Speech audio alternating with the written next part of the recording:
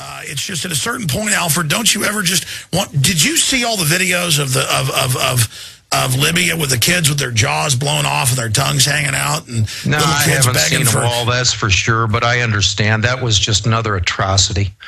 I mean... that is haunting me now. I mean, I must fight these people. I cannot have this in my name, Alfred. You know that point where you go even beyond fear, and it just becomes like you're only afraid of yourself, like controlling yourself? I understand. I'll tell you, you reach a point where what I've come to understand is that your fear is inversely proportional to your faith. You can look at Revelation 21:8, and it's got a laundry list of sins that will get you condemned to damnation. And it includes the sorcerers and the murderers and the liars and the whoremongers and so on. The top of the list, it says in some versions, cowardly, in other versions, those who fear. And the reason is because your fear is inversely proportional to your faith. When you really grab hold of faith and you really get the idea that God is real, and it's not just a little game, and it's not, when you really get it, what do you got to fear? Now, my fear is, I still have a certain amount of fear. My faith is not perfect, but nevertheless, you grab onto that faith, and when you really begin to understand it, you become pretty close to fearless. And if you can get perfect faith, then I assume you can get, you can achieve absolute fearlessness. But it's also... Okay, well, here's my problem, Alfred. I am fearless, except I realize my fearlessness actually makes me weak at a certain point because I am fearless. And then I realize that's almost reckless. Do you see what I'm saying? I do. I understand it. It's a fine line.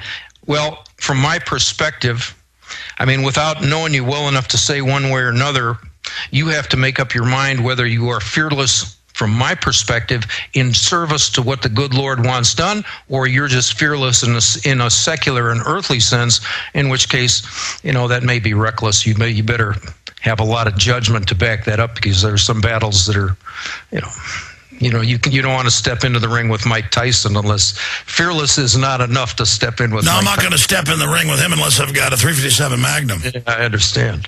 No, I mean, at a certain point, they're poisoning the food, the water, and we've got to break out of the trance and say, it's over, scum. I'm done. I see you, and I want to bring you down. Well, you mentioned you talked to someone, you used the word satanic, or I believe you're referencing people that are in government. It's not just hyperbole. It really is spiritual warfare. That's what we are dealing with, and it took me a long time to understand that, and I know, 15 years ago, people talked to me about it, and I didn't get it. I didn't understand it. I get it now. That's what this is. This is spiritual warfare. And it's an important concept because most of the people in this country at least pay lip service to the God of the Bible. And you can take their homes and their cars and their kids and their cash, and they won't do much about it. But you mess with their faith, if they understand that you are messing with their faith, they will come after you. There is no war like holy war. And if people can be made to understand the spiritual foundation for the conflict that's going on between ourselves and the government right now, and that it is diabolical. It's not an accident. We look at them in a secular sense. Well, it's not diabolical. Yeah, it is. That's what it is.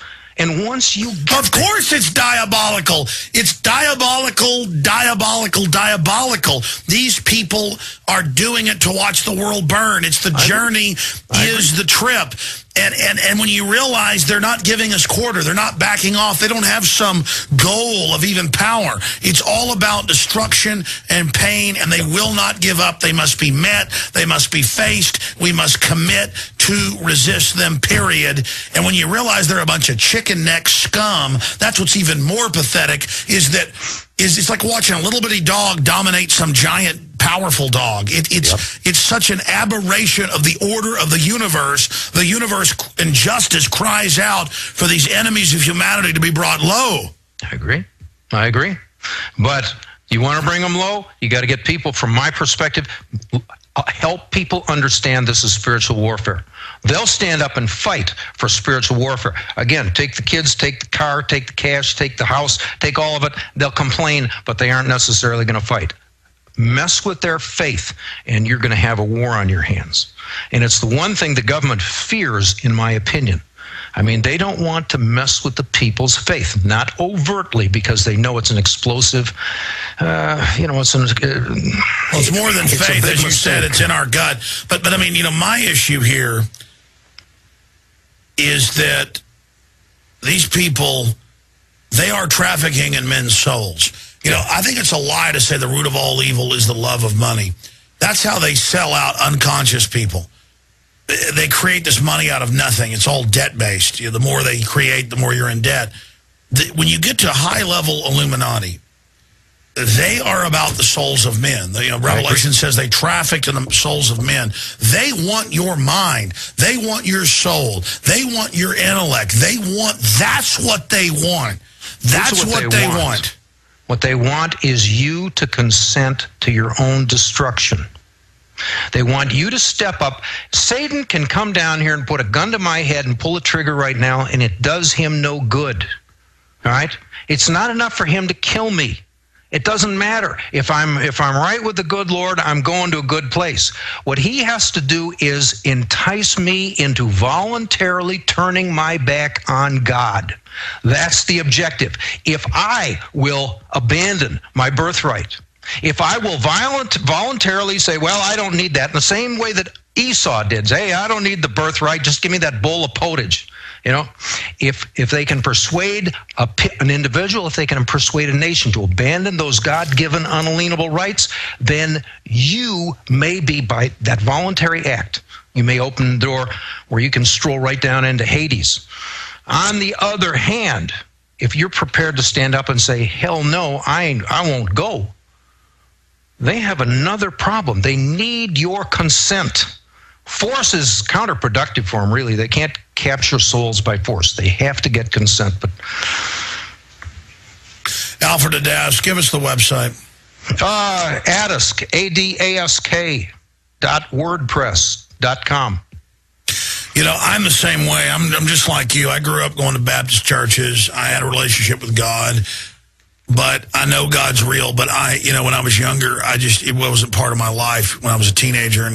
But the more I study the world and history, these globalists, they know about the spiritual. Yep. They're obsessed with it. This is a spiritual battle. This is otherworldly. This is not just man against man. There is an evil force guiding and manipulating this. I agree.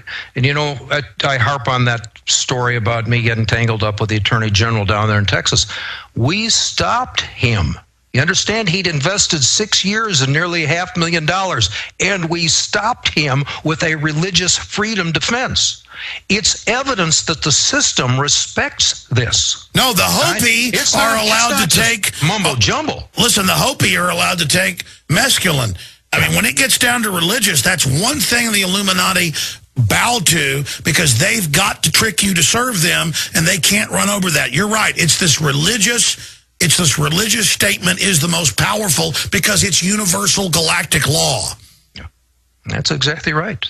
So the question is, just got to get people to begin to understand it. And it took me a long time. It doesn't happen overnight. But you start and you come to knowledge eventually, or you come to understanding. It takes time. But and it's one of those things where I think you're already drawn to it. I think in some degree, some people are already drawn to this, whether they've ever heard of it before or not. It resonates with them. Their soul's been looking for it, and they'll catch on. They just need somebody to show them, yeah, that's what's happening. And one of the most important things, we used to have meetings in Dallas, and people were afraid. Those meetings were successful in large measure because after I got the meeting started, I'd go to the back of the room, sit at the back of the audience, and when the speaker, whoever was the guest, he'd start speaking, I would make it my business. I'm paying attention, and whenever he had an important line, he made a memorable line, or a memorable statement, I'd start clapping my hands. All right? And the rest of the people in the audience would sit there, and they were afraid. But if you persisted at clapping your hands, then they'd start too. They are scared to death to stand up alone. All right? And they are afraid to be the first one to clap their hands. But if you clap, if one person will clap and persist in clapping, eventually other people stand up and say, well, I can clap too. And then they are empowered. They get a sense of communion. They get a sense of community. They begin to realize, my God, I'm not alone. I'm not crazy. I'm not the only one who thinks this is important information. All by itself. It's powerful, powerful stuff. It's part of the reason the meetings grew to where we had the biggest legal reform group in the country there by 1996. It had to do with just something as simple as clapping your hands. And you put out the Anti-Shyster, right? Yeah, for 12 years. Was it Anti-Shyster? Didn't I write some articles for you? I can't remember now. No, I don't believe I've ever published anything from you in the Anti-Shyster. What was the other magazine? Well, I changed the name, and I regret doing it, but I did change the name to Suspicions for the last... No, there was some other magazine. I remember Vic Vreeland. He was the guy who came up... I came up with the idea, Infowars.com. Okay. But he came up with the idea because there's a war on for your mind. He was a retired firefighter, great guy, Air Force guy here in Austin. I think he still lives around here. I got to meet up with him. But I know he liked your stuff then. This was like in 97. I knew you had the Anti-Shyster, but there was another Patriot magazine at the time. Well, there was... Media Bypass. Media Bypass, that's exactly right. That was Media Bypass. Now, I remember I wrote a few articles for Media Bypass. Yeah, that's it. And then that article got to the Austin American-Statesman, and they actually admitted there were special forces, helicopters, and all these drills. I want to go to calls. The number is 877-789-ALEX, 877-789-2539. People always complain by the time I mention the number. They haven't written it down because normally my own studio is a different number than the regular weekday radio show, but it's 877-789-ALEX, 877-789-2539. But Alfred, all I know is I go off my gut and my spirit. And when I talk to you, A, what you're saying is historically right from my own research. B, I feel good when I'm talking to you. I feel, the strength of research, and I feel a bond that you're connected in to the Most High. And when I get into this whole thing of fearlessness, my fear is that I'm so bold and so reckless against the enemy because we're attacking him hardcore. I mean, the stuff going on behind the scenes is insane. But then I realize, well, God's in charge. It's just that then I think, well, if I was more, wise as a serpent, harmless as a dove or whatever, we'd get more done. It's just hard to try to balance it. But you know what? I'm just going with it, and that's the end of it. That's all you can do. Yeah. You got to trust in the Lord. And, if you're doing the Lord's will, if it's time for me to go, I don't have an objection. If somebody wants to come up, put a gun to my head and the rest of that sort of thing, pull the trigger. I've had plenty of life. I'd like to get some more on the rest of that, but in and of itself, I'm not afraid of dying. I'm afraid of dying badly and stupidly. No, me neither. Exactly. I'm scared of failing. That's it. I'm scared of dying badly and not continuing my work. That's my only fear. Yeah. Well, me too. It's hard to understand. I really feel like I've been called by the good Lord to do this. And it wasn't something I was looking for. I didn't start out as a holy roller. No, I remember 15 years ago, I wasn't even religious. No. Same thing with me. Pretty much the same thing with me. It was just a casual thing. But you get dragged into this kicking and screaming, whether you like it or not. I don't know. Once you get that, you believe you're called. You don't have any choice. You do it. I'm going to do this until the day I die. That's just virtual certainty. There's no retirement. I'm not planning on retiring. I may have to live in poverty or whatever, but that doesn't disturb me. I'm going to do this. Good Lord, He will present opportunities, and if it's only to talk to one person, sometimes that's all you get. I'll talk to 500, maybe only reach one. Good enough. Good enough. My job is to scatter the seeds. Kind of like Johnny Appleseed. I'm not in charge of making sure the seeds grow. I'm not in charge of harvesting the apples. I may not even get to eat any of the apples. But I am in charge of spreading some of those seeds around, and I intend to do so to the limit of my ability. Good Lord. And I like it.